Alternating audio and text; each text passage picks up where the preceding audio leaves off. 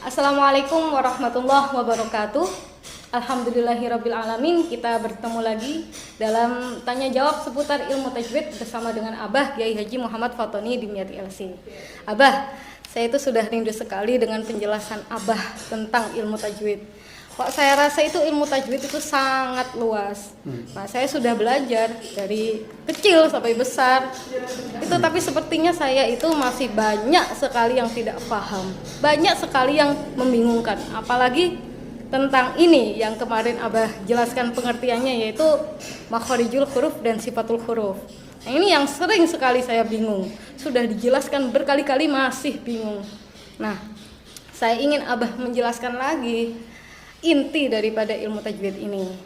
Nah, yang saya pelajari itu pembahasan makharijul huruf dan sifatul huruf itu berurutan. Keluar dari tenggorokan, makhraj yang keluar dari lidah. Nah, untuk sekarang saya ingin Abah menjelaskan makhraj yang keluar dari tenggorokan. Ya. Monggo. Baik ya. Dan beruntunglah kamu menjadi orang yang cinta dengan Al-Quran, sekaligus cinta dengan ilmunya, dan juga cinta dengan Abah. Sampai merindu-rindukan gitu ya. Nah, ya. Sebenarnya saya dalam pertemuan yang lalu sudah memulai makhraj, tetapi saya berubah pikiran. Kemarin itu makhraj dulu, baru nanti sifatnya, baru kemudian ahkamul hurufnya gitu ya. Tapi rasanya kok saya lebih senang, lebih cocok apabila ini tiap huruf itu dijelaskan dengan tuntas, atau dengan istilah lain judul dialog kita ini yaitu pemahaman universal tentang makharijul huruf dan sifatul huruf. Jadi nanti menyangkut juga yang lain-lain juga ya. Seperti ahkamul huruf juga akan ikut dibicarakan, walaupun disinggung-singgung sedikit-sedikit gitu ya. Iya. Dan memang sebaiknya diurut dari makhraj-makhraj. Sekarang kita pada makhraj tenggorokan. Ya. Makhraj tenggorokan ini ada 6 huruf. Hamzah, ha, ain, ha, ghain, kha. Ya. Makhrajnya itu dari dalam ke atas. Hamzah, ha di tenggorokan paling bawah. Ain, ha tenggorokan tengah. Ghain, kha tenggorokan paling atas. Ya.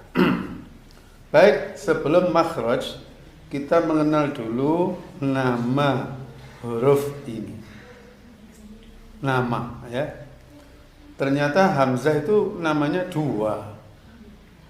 Bisa dikatakan Hamzah itu perempuan, bisa dikatakan Hamzah itu lelaki gitu. Jadi Hamzah itu laki atau perempuan terserah. Bisa Hamzun, bisa Hamzatun, bisa Hamzah, bisa Hamz. Nah, gitu ya. Makhrajnya Hamzah itu di tenggorokan paling bawah, bergandengan dengan ha. Tapi mohon maaf, sekarang saya hanya bicara Hamzah dulu ya. Dulu saya sampaikan bahwa makhraj itu cara kerjanya adalah pertama apa dengan apa, kemudian yang kedua cara kerjanya apa dengan apa tadi, gitu ya. Nah, sekarang Hamzah makhrajnya di tenggorokan. Terus dengan apa? Ya. Nah, ini jawabannya dinding tenggorokan, dinding kanannya, kirinya, depannya, belakangnya itu mendekat. Seperti terjadilah cekikan pada tenggorokan ya. Tenggorokan itu dinding-dindingnya mencekik gitu ya. Ya. Untuk Hamzah mencekiknya lebih daripada ha. Nah, menurut saya yang betul itu bedanya Hamzah dengan ha itu cekiannya. Ada orang mengatakan kalau hamzah lebih bawah daripada h. Ya. Kita coba sekarang di hamzah disukun. Memang cara untuk mengetahui makhraj itu yang paling baik, paling enak itu ya, yaitu huruf itu disukun, didahului huruf itu, seperti a atau i atau apa, u. Ya, kita rasakan a, oh iya, di tenggorokan paling bawah. Selanjutnya sifatnya. Setiap huruf memiliki sifat paling sedikit 5, mungkin juga sampai 6. Ada satu huruf yang sifatnya 7. Tapi ya, yang umum adalah antara 5 atau 6. Untuk hamzah ini 5. Nah, kita urut pertama yang berkaitan dengan nafas, yang kedua yang berkaitan dengan suara, yang ketiga yang berkaitan dengan apa?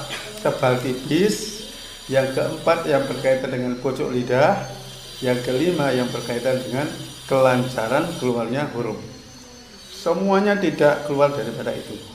Ya. Untuk hamzah ini yang berkaitan dengan nafas. Kalau umpamanya nafas itu apakah mengalir ataukah menahan. Istilah tajwidnya kalau mengalir itu hamas, kalau menahan itu jahar. Nah, untuk hamzah, walaupun kita tidak membuka ilmu tajwid, kita coba saja. Ternyata angin apa? Menahan. Ya. Jadi kita sifat itu sebenarnya bisa mencari sendiri tanpa membuka buku tajwid ya. Kita rasakan saja. Anginnya menahan. Berarti apa? Hamas atau jahar? Hamas.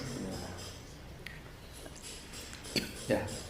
Selanjutnya sifat yang kedua, yaitu sifat yang berkaitan dengan suara.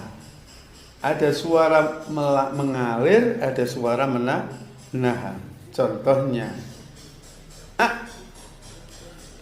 walaupun kita berusaha untuk supaya suara itu mengalir, nggak bisa. Ya mandek, ya. Beda dengan mengalir, ya.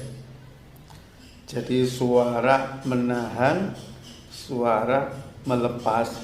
Bahasan istilah begitu itu kurang enak. Yang enak adalah menahan atau mengalir. Ya. Hamzah ini menahan. Nafasnya ditahan, suaranya juga ditahan. Coba. Apa yang ditahan? Suaranya Saja. Suara dan anginnya. Suara dan anginnya. Sekarang menahan atau melepas? Melepas. Apa yang melepas? Suara dan anginnya. Suara dan angin. Nanti ada yang aneh. Menahan atau melepas? Menahan. Menahan apa? Angin saja. Terbalik. Menahan suara. Ya, terus anginnya Dilepas. lepas. Ya, suara ditahan, angin dilepas. dilepas. Umpamanya huruf zal. Az. Melepas atau menahan? Menahan. Menahan apa? Suara. Terbalik lagi. Az. Menahan angin. Menahan angin. Tapi jadi melepas. az itu angin ada di dalam, tapi suara lepas az gitu ya. Ya, untuk hamzah suara ditahan, angin ditahan, suara ditahan, kemudian tebal dan tipis. Tebal dan tipis ini ya, tolong di awal pelajaran ini ya, jangan salah paham. Karena saya yakinnya banyak orang salah paham. Dikira tebal itu adalah rasa di lidahnya itu. Makanya ada orang protes bacaan la ilaha illallah itu kalau dibaca la itu nggak boleh, itu tebal itu. Kalau tipis la. Tidak begitu. Orang ditanya, dal itu tebal apa tipis? Terus dia mencoba, da berarti tebal. Tidak betul. Tebal itu suara menjadi o. Tapi tipis itu a. Kalau huruf Jawa semuanya o. Ono coro kodo toso lo podo joyonyo monggo podongo. Kalau huruf hijaiyah diharokati tidak begitu. Abata saja kho dararo yang o itu tebal. Oleh karena itu kalau ditanya huruf ba tebal apa tipis, ya cepat saja, tidak usah buka-buka buku. Tipis. Karena apa? Kalau di fathah berbunyi apa? Ba, bukan po. Ya. Nah untuk hamzah ini sifatnya tipis, istifal. Istifal itu pangkal lidah turun sehingga a bukan o. Nah. Kemudian sifat keempat yaitu pojok lidah. Pojok lidah tidak melekat ke langit-langit mulut. Kemudian yang terakhir yaitu ismat. Ismat itu perjalanan huruf itu jauh dari tenggorokan, apalagi pangkalnya ya, sampai keluar mulut itu dianggap jauh, dianggap lamban. Nah, ini nama sifatnya adalah ismat. Nah, sekarang mulai dari makhraj sampai ke 5 sifatnya. Menurut kamu yang nggak paham-paham ya, ya, itu mana yang perlu diperhatikan atau yang sering terjadi kesalahan? Apakah sifatnya atau sebagian sifatnya ataukah makhrajnya? Coba. Makhrajnya.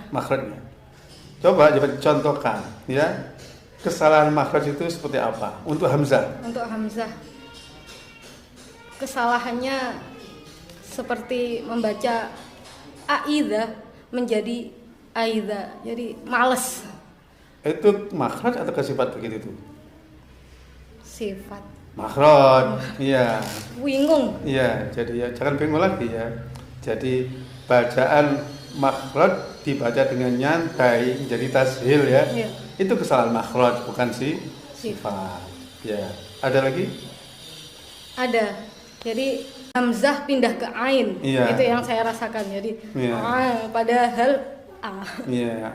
Saya pernah mendengar wa'atiu dibaca wa'atiu ya. Nah, itu memindahkan makhraj hamzah ke ain ya.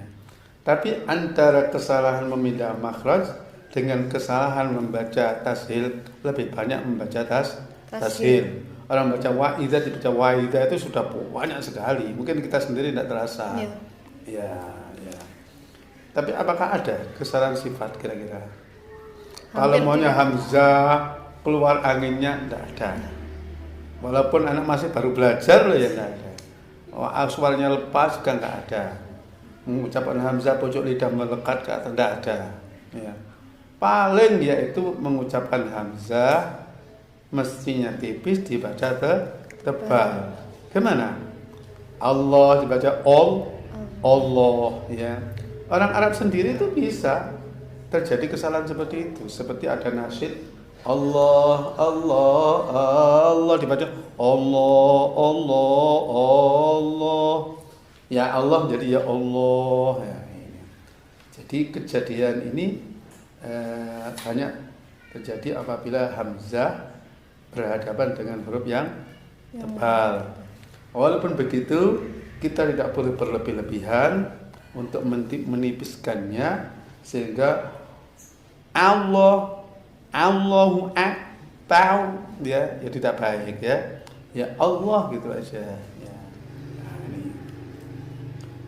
Sekarang tajwid itu tidak cukup hanya teorinya saja, tapi harus banyak praktek. Nah, sementara ini praktek orang untuk huruf-huruf itu ada yang terbatas, hanya a, i, u, ba atau an, in, un atau u, an, ani, a gitu aja ya. Tidak begitu mengarah kepada praktek ayat-ayat Al-Quran. Gampangnya begini ya. Jadi untuk latihan ini bisa memilih di antara beberapa model latihan atau seluruh model itu dipakai semuanya biar semakin banyak berlatih ya. Latihan pertama adalah A, I, O. Itu saja sudah bisa diketahui apakah A, I, O atau A, I, O ya. Tambah lagi yaitu hamzah disukun A, I, O, ba. Ya, biar kita tahu apakah ba atau ba. Ya. Kalau saya tambahkan an, in, un. Untuk apa? Itu untuk memastikan ahkamul hurufnya. Nun mati bila bertemu hamzah bagaimana cara mengizharkannya? Apakah it, un atau an, in, un, dan seperti itu ya. Nah, lebih baik lagi kalau kita latih dengan an, ani, a, na, minal, mu'ni, ma'i, an, ani, a. Ini harus dipenuhi tajwidnya semuanya. Jangan, mari kita lihat hamzah an, ani, a, na, minal, mu'ni, ma'i, an, ani, a. Loh, udah apa ya? Jadi kenapa panjang? Karena panjang bertemu hamzah. Ma'ian juga sama ya. Harus dipanjangkan karena a itu mad badal. Bukan ani a. Hukum izharnya. Izhar pun masih ada dengungnya sedikit. Tapi lebih bagus lagi kita carikan penggalan-penggalan ayat atau ayat utuh yang mengulang huruf tertentu berkali-kali. Di sini huruf hamzah ya. Kita carikan ayat yang banyak hamzahnya. Ada hamzah berharokat, ada hamzah ketemu hamzah, ada hamzah sukun. Ya. Innal ladzina kafaru sawa'un 'alaihim a'anzartahum am lam tunzirhum la yu'minun. Lengkap sudah ya. Soalnya nanti setiap huruf itu ada latihan menggunakan ayat yang mengulang huruf-huruf berkali-kali, dan itu yang lebih banyak dipakai biar kita ini ingat terus bahwa ini untuk Al-Quran, bukan untuk lagu-lagu gitu ya. Saya ingin menanyakan, Bah, yang saya pelajari itu makhraj, yang saya pelajari huruf-huruf itu ada yang satu makhraj, misalkan 2 huruf 1 makhraj, 3 huruf 1 makhraj, itu rombongan gitu. Ada enggak 4 huruf 1 makhraj? Ada. Ya, memang ada itu ya. Ya ada itu rombongan 2-2. Hamzah ha 1 makhraj, ain ha 1 makhraj, ghain kha 1 makhraj, ba mim 1 makhraj ya. Ada 3-3. Shad za sin 1 makhraj, ta dal ta 1 makhraj. Jim, sin, ya, 1 makhraj. Belajar terus. Ini yang saya tanyakan itu apakah pengucapannya itu sama atau berbeda? Tidak. Nah, selama ini apakah ada huruf yang pengucapannya sama? Itu yang ada yang ngawur ya. Sin sama shad sama tha sama shin diucapkan sama ya, salah. Tidak ada huruf yang sama. Makanya dari awal itu pembagian makhraj itu ya. Ada yang mengatakan bahwa makhraj itu terbagi menjadi 5 saja. Tenggorokan, lidah, bibir, hidung, ruang mulut. Sudah 5. Itu terlalu singkat, terlalu global. Ada lagi yang agak rinci, yaitu 17 makhraj. Di situ masih ada yang berdekatan dijadikan satu, seperti tok dengan tak dengan dal berdekatan, jadi satu aja lah. Ain, ha dianggap berdekatan kan, tempat keluarnya satu, cuman cara kerjanya yang berbeda. Ada lagi makhraj itu sebanyak huruf hijaiyah. Berapa makhraj huruf itu? Ya sebanyak huruf hijaiyah. Kalau huruf hijaiyah 28 ya makhraj 28 ya. Nah, di sini huruf yang makhrajnya sama itu dibedakan dengan cara kerjanya. Seperti tak dengan dal, sama-sama pojok lidah, ta da. Tetapi dal itu lebih luas, pojok lidahnya melebar. Kalau tak hanya kecil saja gitu ya. Nah, hamzah dengan ha ini sama makhrajnya, tapi cara membedakan. Hamzah lebih mencekik daripada ha. Kita rasakan kemudian itu ya. Setelah itu masih lagi dibedakan dengan sifat-sifatnya. Umpamanya hamzah itu menahan angin, yang hak melepas atau mengalirkan angin. Yang hamzah menahan suara, yang hak melepaskan atau mengalirkan suara. Jadi huruf yang sama makhrajnya bisa saja bunyinya, pengucapannya jauh berbeda ya. Yang sering terjadi kesalahan dalam pengucapan itu loh. Yang sering jadi kesalahan seperti yang kau katakan tadi. Pertama yaitu pindah makhraj. Ya. A'udzu, dengan ain dibaca a'udzu atau a'udzu sama-sama ainnya. An'amta menjadi an'amta ya. Wa ati'u menjadi wa'ati'u ya. Nah, itu pindah makhraj dari makhrajnya hamzah ke makhrajnya ain, dan ini banyak kejadian. Khususnya anak-anak yang enggak serius dengan belajar tajwid ya. Sudah belajar tapi tidak dipraktekkan atau gurunya kurang perhatian ya. Yang kedua adalah membaca hamzah secara tashil. Lawannya tashil itu tahqiq. Jadi kurang tahqiq itu nyata betul. Jadi hamzah itu kalau ditulis itu seperti sudutnya siku ya. I bukan ai ya. Wa idza jangan wa idza. Cuma jangan sampai didorong wa idza, tidak ya. Wa idza, a idza. Jadi tugas guru sekarang ini seputar itu saja. Untuk memperbaiki hamzah hanya seputar itu. Apakah dibaca seperti tashil, apakah pindah makhraj atau tidak. Paling-paling tambah satu yaitu jangan sampai Allah dibaca Allah. Tipis dibaca tebal. Itu sudah beres.